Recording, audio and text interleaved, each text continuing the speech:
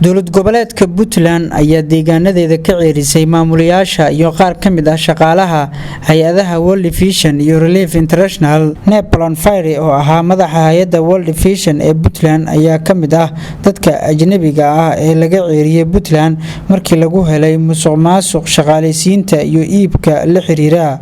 Waxa kale oo isna laga ceeriyay Puntland Elson oo ahaa agaasimo ku-xigeenka hay'adda Relief International ayaa isaguna lagu eedeeyay musuqmaasuq la mid ah midka lagu ceeriyay agaasimaha hay'adda World Vision.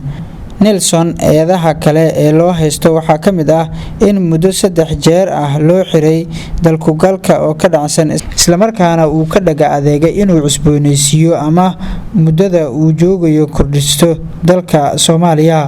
warqado ka soo baxay hay'adaha socdaalka Puntland ayaa lagu ceeriyay shaqaalaha ajnabiga ah ee madaxda ka ahaa hay'adaha World Vision iyo Relief ee ka howlgeliyay Puntland.